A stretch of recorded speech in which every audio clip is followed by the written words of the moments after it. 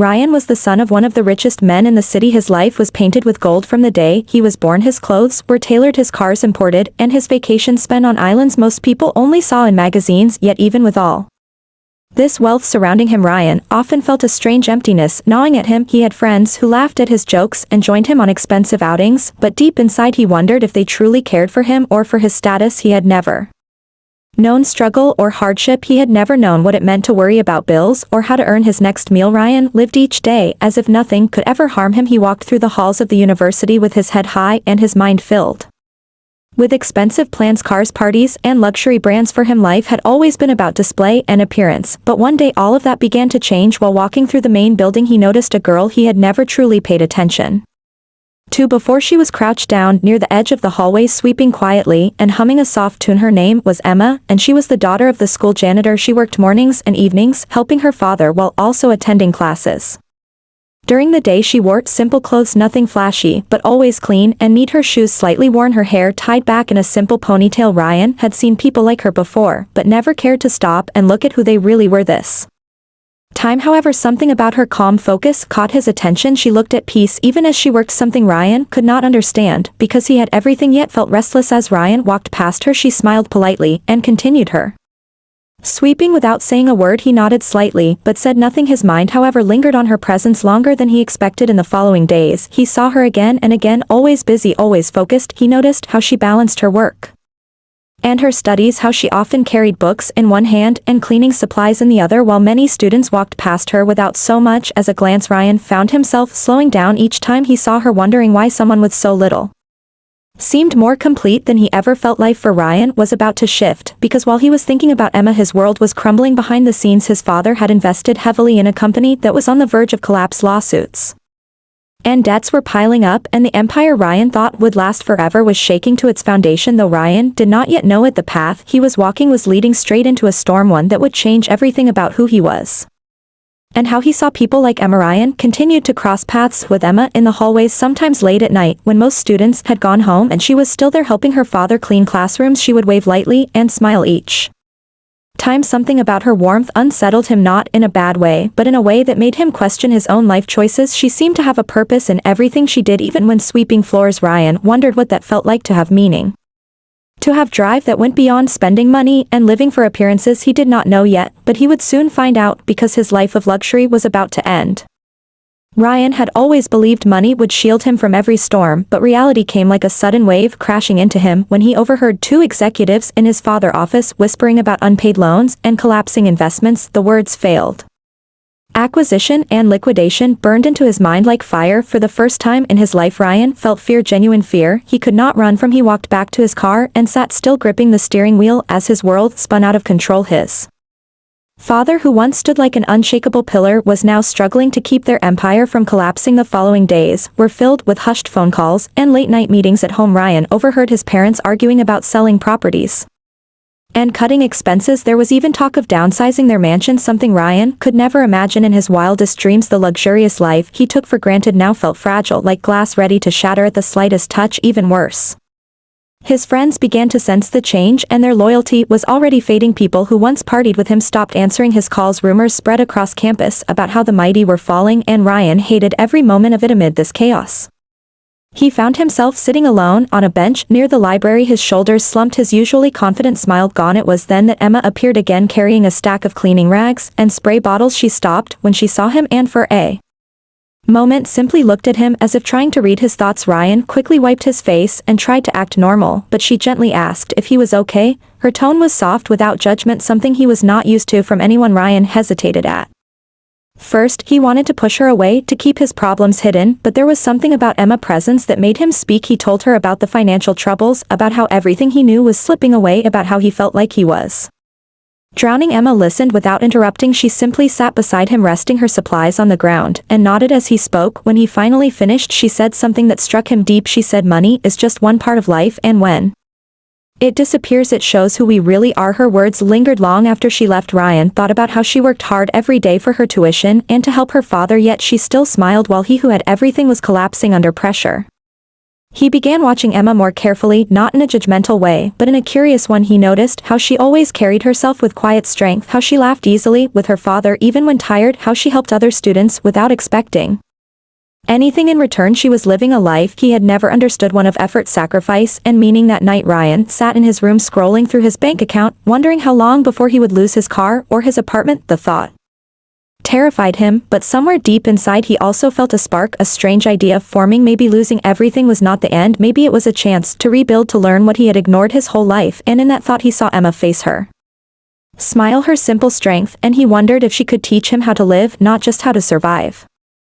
The next morning Ryan sat on the same bench near the library, still lost in thought. He had hardly slept the night before, replaying Emma's words in his head again and again. He could not shake the feeling that she was different from anyone he had ever known. She did not speak like someone chasing status or wealth, she spoke like someone who understood life beyond possessions. Ryan stared at the ground, his hands clasped tightly, when a soft voice broke his focus. It was Emma again, holding her usual cleaning cart and a stack of textbooks. She hesitated for a moment before sitting down beside him. Ryan felt an unfamiliar mix of embarrassment and relief. He wanted to pretend everything was fine, but something inside him refused to put up that fake wall anymore. Emma asked him again if he was okay, and this time he answered honestly. He told her how his family fortune was slipping away, how people he thought were his friends were now avoiding him, how he had no idea who he was without the comfort of wealth. Emma listened quietly, without judgment, her expression calm yet caring. When he finished speaking, Emma smiled gently and told him about her own life, how her father had worked as a janitor for 20 years, how he took pride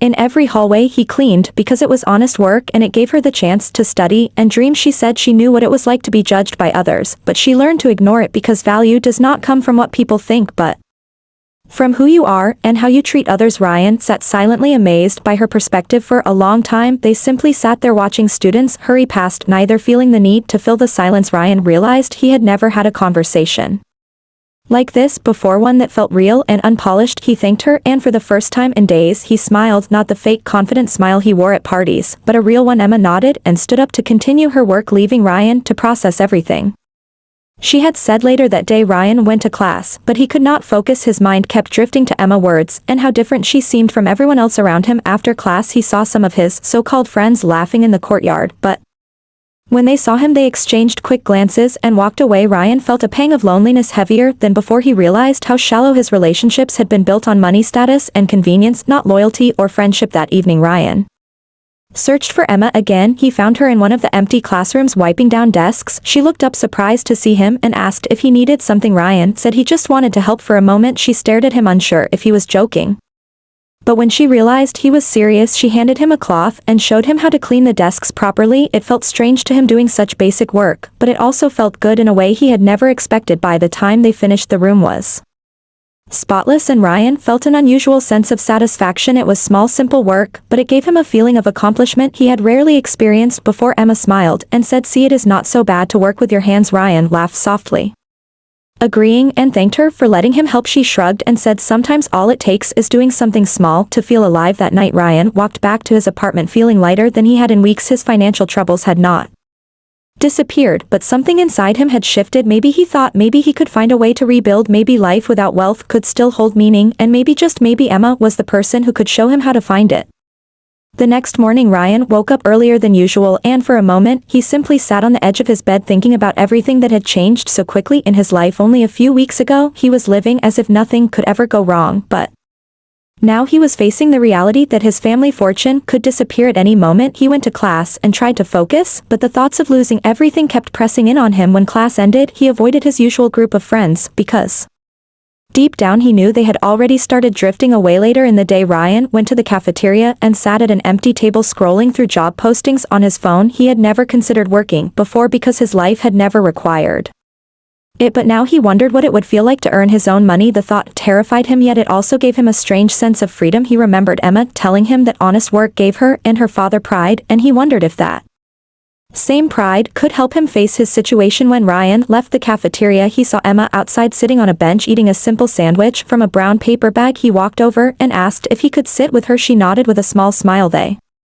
talked about small things at first, like classes and the weather, but then Ryan shared how he had been looking at job postings and felt completely lost. Emma listened and then told him not to be ashamed because everyone starts somewhere. She shared How she worked 3 part-time shifts while studying and how it taught her discipline and time management skills. Ryan was quietly impressed by how much responsibility she carried. With such calmness that afternoon, Ryan went to his father's office, hoping for good news, but instead he found his father sitting behind the desk looking defeated. Piles of documents scattered around. His father told him bluntly that the company was going into heavy restructuring, assets were being sold, and several employees would be laid off. Ryan sat silently, absorbing every word. It felt like a final blow to his old life, and for a brief moment he considered running away from everything, but then he thought of Emma and her words about facing hardship rather than avoiding it. He returned to campus late that evening and found Emma mopping the hallway. She looked up at him and asked if he was okay. Ryan nodded, though his voice trembled. He told her about the conversation with his father and how helpless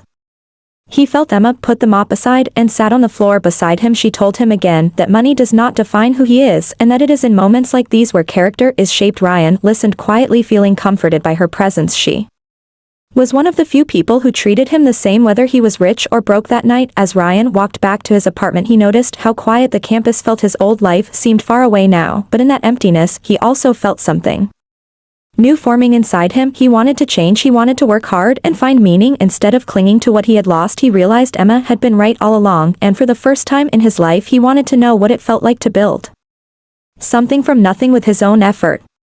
The following morning, Ryan woke up with a sense of determination he had not felt before. He opened his laptop and searched for jobs near campus and in the surrounding city. Most of them were simple positions: food service delivery, stocking shelves at small stores, but to him these jobs represented a chance to take control of his life rather than waiting for everything to collapse. He sent out applications to 4 different places by noon, feeling nervous yet strangely hopeful. That afternoon, Ryan met Emma near the library. She was finishing her shift cleaning the entrance hallway. He told her about the job applications, and she smiled, saying it was a good step and that she would help him prepare for interviews if needed. Ryan felt grateful because Emma never made him feel embarrassed or small. Instead, she encouraged him to keep moving forward. They spent the next hour sitting on the steps of the library as Emma taught him how to fill out forms and how to answer basic interview questions, skills he had never learned before because he had always assumed he would work for his father's company. 2 days later, Ryan got a call from a local cafe offering him a part-time position cleaning tables and helping in the kitchen. He accepted immediately, though deep down he was anxious about how people would view him, especially those who knew him as the millionaire son. He told Emma about the job and she congratulated him, telling him to hold his head high because work is work and there is no shame in earning an honest wage. Ryan held on to her words as he walked into the cafe for his first shift. The work was harder than he expected. His arms ached from carrying trays and wiping tables for hours, and his clothes smelled of coffee and food. By the end of the day, yet when he received his first paycheck, even though it was a small amount, he felt something he had never felt before: pride. It was money he had earned with his own effort, not given to him by his family. He showed the paycheck to Emma that evening, and she clapped for him, laughing that he was now officially part of the working world. Over the following weeks, Ryan learned how to budget his small income. Emma sat with him many evenings, showing him how to track spending and save even small amounts. He had never thought about money this way before because he had always spent without thinking. Now he carried a small notebook where he wrote down every expense, and for the first time in his life he began to appreciate the value of each dollar earned. He started packing his own lunch instead of eating out, and even stopped buying expensive clothes, focusing instead on what he really needed. Emma continued to inspire him every day. She worked long shifts, took classes, and still found time to help her father and volunteer at a local food bank. Ryan could not understand how she had so much energy, but she explained that when you live with purpose you find the strength to keep going. Ryan realized he wanted to find that same sense of purpose, and he slowly began to change, not just in how he spent money, but in how he treated people. He no longer ignored the janitors or cafeteria workers. He greeted them and sometimes even helped them with small tasks. He started holding doors for students and checking on classmates who seemed stressed. These small actions made him feel connected to people in ways he never had before. Emma noticed the change and told him she was proud of how far he had come. Ryan smiled because for the first time in his life he was proud of himself too. One evening after finishing his shift at the cafe, Ryan walked through the old part of town with Emma. They often met after work just to talk and unwind. That night, Emma told him about her dream. She wanted to build a community center for underprivileged kids, a safe place where they could learn, play, and find guidance away from the streets. She explained how she had grown up seeing children with no support system and how it broke her heart to watch them fall into trouble. She wanted to change that, and she was already saving a small portion of her earnings for the future. Ryan listened quietly, amazed at her determination. Even though she worked long hours and carried heavy responsibilities, she still thought about helping others more than herself. He admitted that before his life changed he had never thought about giving back. He had always focused on expensive cars, designer clothes, and parties, but hearing Emma talk with such passion made him wonder what his life could mean if he supported something bigger than himself. The next day Ryan researched community programs and non-profit organizations. He discovered that grants and donations were available for community centers, but the process was complex and required proper planning. He told Emma he wanted to help her make her dream a reality. At first she hesitated, thinking he might only be saying it out of guilt, but Ryan explained he was serious and that he wanted to use whatever resources and knowledge he still had to support her vision. Together they began drafting a plan. They spent late evenings sitting in coffee shops and library corners writing ideas on scraps of paper. Emma focused on what the kids would need, tutoring, art, and sports programs, while Ryan looked at budgeting, fundraising, and marketing. They made a list of potential sponsors and even started reaching out to local businesses. Many of them were impressed by Emma's story and agreed to donate supplies or offered discounted services for construction materials. Working on the project gave Ryan a sense of purpose he had never experienced before. Every hour spent planning felt meaningful. Every meeting and every discussion filled him with energy. Even though he was still working at the cafe and dealing with his family problems, he now felt like he was building something important, not just for himself, but for others. Emma noticed how different he seemed, more grounded and focused. She often told him she was proud of his growth, and each time he felt a warmth he could not quite explain. On weekends Ryan and Emma visited neighborhoods where they hoped to establish the community center. They spoke with parents and local leaders, gathering feedback and understanding what was most needed. Many parents expressed gratitude, saying their kids needed a safe environment after school. This feedback inspired them even more. Ryan used his small savings to purchase basic materials for planning, while Emma created flyers and social media pages to spread awareness. Soon volunteers from the campus started offering to help with tutoring and sports programs. Even before the center was officially built, Ryan realized that working on this project was changing him at the core. He no longer thought about wealth as security. He thought about it as opportunity to do something meaningful. Even though his personal finances were limited, he felt richer than ever because he had found purpose, and he had found it with Emma by his side. Her strength, humility, and unwavering passion showed him that life was more than money and status. It was about lifting others when they were down, just as she had lifted him when he was falling.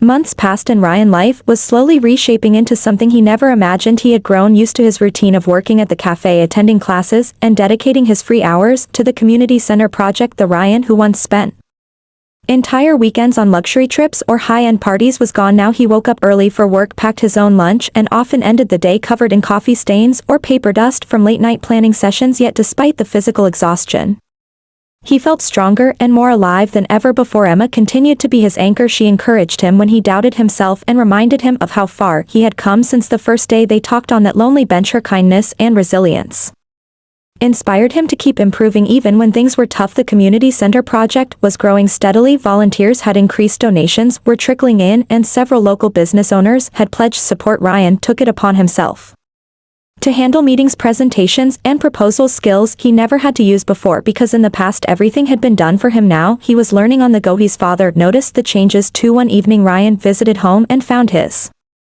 father quietly observing him. After dinner his father said he was proud despite their financial struggles because Ryan had chosen to stand up rather than give up. Those words meant more to Ryan than any expensive gift ever had. He realized he had earned his father respect not through wealth, but through character and action. The rebuilding of the family finances was slow but steady, and Ryan could see that even his father had begun to focus more on stability and responsibility than on showing off status. At the cafe Ryan became friends with his coworkers, many of whom came from modest backgrounds like Emma. They appreciated how he treated them as equals rather than as people beneath him, and some even volunteered for the community center project because they believed in his vision. Ryan found himself surrounded by people who cared not because of his family name but because of who he was and what he was trying to accomplish. For the first time he understood what genuine friendship and respect felt like. Emma often told Ryan how proud she was of his growth, but Ryan always told her that it was her courage and her dream that started it all. He admitted that without her stepping into his life when he was falling apart he might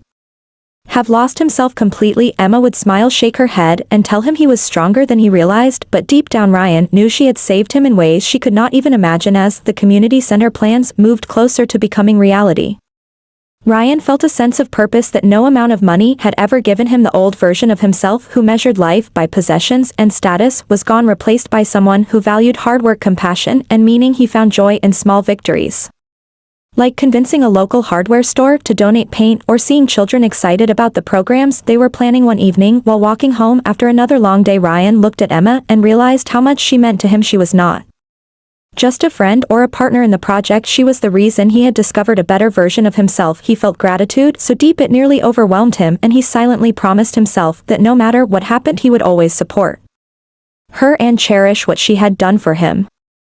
The community center project soon became the talk of the campus and nearby neighborhoods. What had started as an idea on scrap paper was now turning into something real, with walls being painted, furniture being delivered, and volunteers showing up every weekend to help. Parents brought their children to watch the progress, and some even joined in the work, carrying boxes and painting fences. Ryan could hardly believe it. Every day he woke up knowing he had something meaningful to look forward to, and it gave him a kind of happiness he had never known when living in luxury without purpose. Emma was at the heart of everything, coordinating volunteers, keeping track of donations, and working her shifts to save additional funds. Her energy seemed endless, and Ryan admired how she balanced so many responsibilities yet still managed to smile and encourage everyone around her. One evening, after painting a classroom with bright colors, Emma sat on the steps outside the center, exhausted but happy.